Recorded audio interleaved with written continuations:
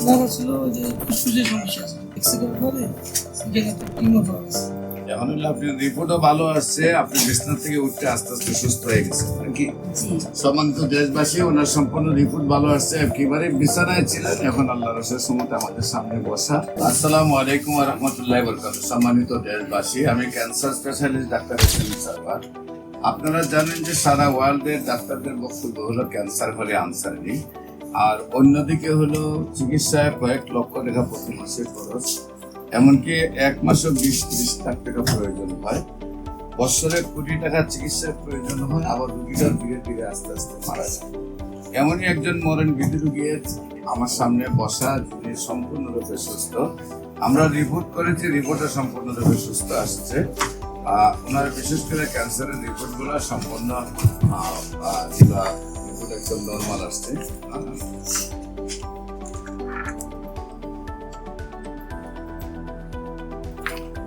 আপনাদের সাথে পরিচয় করে দিচ্ছি। সেই রোগীর নাম কি আপনার? রহিমা আক্তার। আপনার গ্রাম? ফেনী। আপনার স্বামীর নাম কি? লিয়াকত।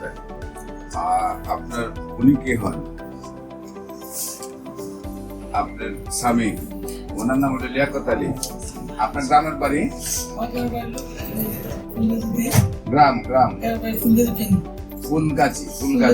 ফুলগাছি থানা না, গ্রামের নাম কি? গ্রামের নাম হলো বশিকপুর। আর পোস্ট অফিস? পূর্ব বশিকপুর। আর থানা? ফুলগাছি, জেলা ফেনী। আপনার ফেনীর মানুষ। আপনার ওয়াইফের কি হয়েছিল, কি অসুবিধা ছিল, কিভাবে সুস্থ হয়েছেন একটু বলুন। ওনার ছিল যে ফুসফুসের সমস্যা আছে, আমরা এক্সরে করার পরে সেখানে একটা টিউমার পাওয়া গেছে। ওই টিউমার থেকে ব্যথা হয়েছে, ব্যথা হওয়ার পরে ওইটা ডাক্তারে সিটি স্ক্যান করেছে বা এফসি করেছে, ওইটার ভিতরে ক্যান্সারের ধরা পড়েছে। তারপরে শারীরিক অবস্থা কি এমনই ছিল? শারীরিক অবস্থা এরকম না, ওই সময় তো ব্যথা আসলে। আপনি তো আস্তে আস্তে অসুস্থ হইতে হইতে বিছানায় পড়ে গেছিলেন। 3 মাস পরে ওষুধ খাওয়া আপনি একবারে বিছানা থেকে উঠতে পারতেন না। এখন হলো আপনার রিপোর্টও ভালো আসছে, আপনি বিছানা থেকে উঠতে আস্তে আস্তে সুস্থ হয়ে গেছেন নাকি? সম্মানিত দেশবাসী, ওনার সম্পূর্ণ রিপোর্ট ভালো আসছে, একেবারে বিছানায় ছিলেন, এখন আল্লাহর রহমতে আমাদের সামনে বসা। আপনাদের কাছে দোয়া চাই, উনি যেন আজীবন সুস্থ থাকেন, দুঃখ যেন ফিরে না আসে।